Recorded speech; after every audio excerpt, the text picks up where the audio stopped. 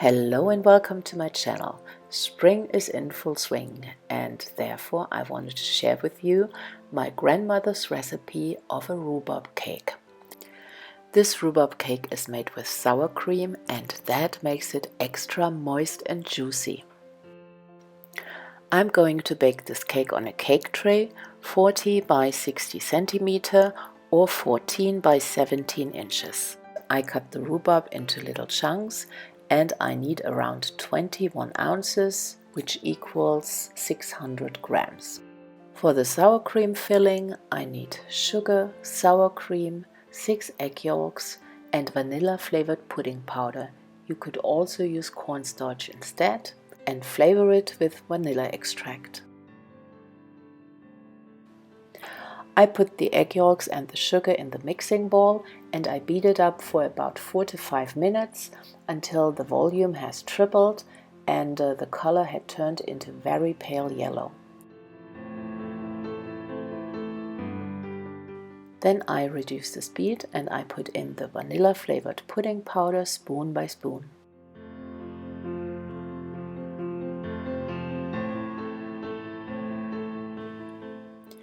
I put the sour cream in a pot and then I heat it up very slowly under constant stirring.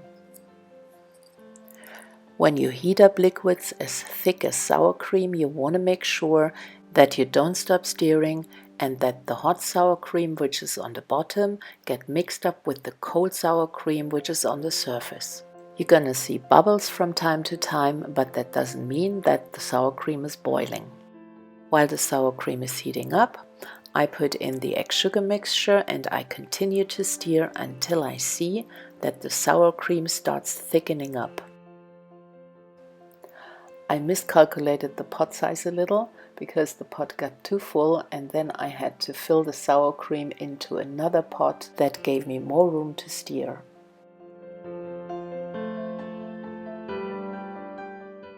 So this is what the sour cream pudding mixture looks like when it's done.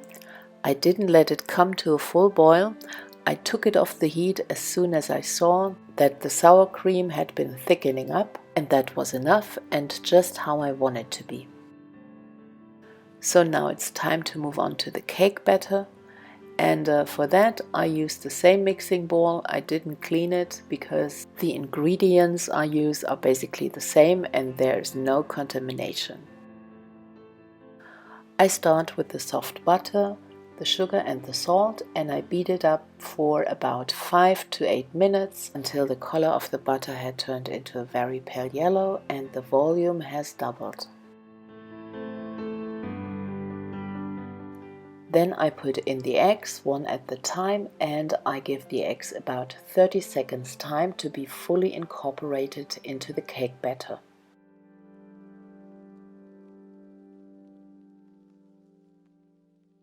Then I pre-mix the baking powder and the flour and I fold in the dry ingredients carefully with a spatula. I want to make sure that I don't overmix, so I stop mixing as soon as I see that the flour has completely incorporated, and then I stop mixing in order to keep the air in the cake batter which I had beaten into it before.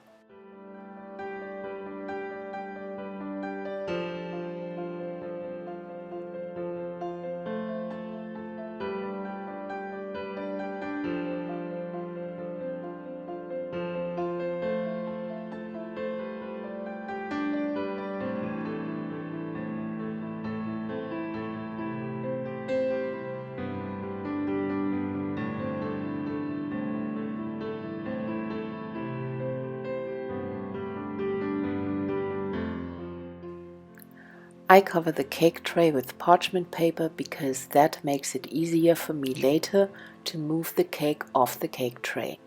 I evenly spread the cake batter on the cake tray before I put on the sour cream layer.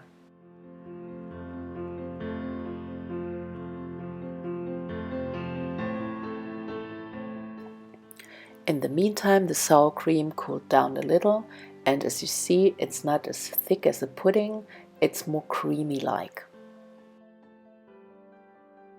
The sour cream layer can be easily spread on top of the cake layer without mixing them up.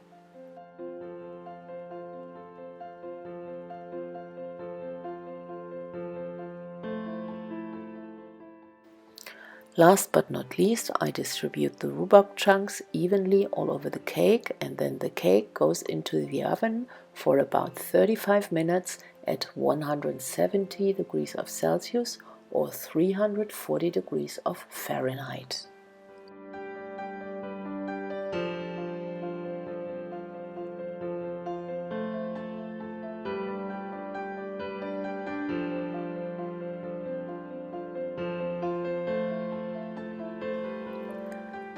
When the cake is almost done, I put the egg whites in a clean mixing bowl, and here I leave it up to you how much of the egg whites you want to use and how thick you want to make the egg white layer.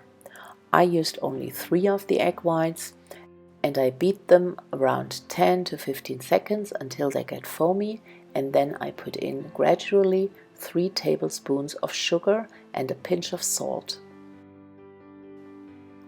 I beat them for like 30 seconds more until they get really creamy, and not the full way until stiff peaks form, because that makes it harder for you to distribute the egg white sugar mixture over the hot cake. And here you can see the egg white sugar mixture is still a little bit drippy and not as firm. So just before the cake is done, after 35 to 40 minutes, I take it out, and then I distribute the egg white sugar mixture evenly all over the hot cake.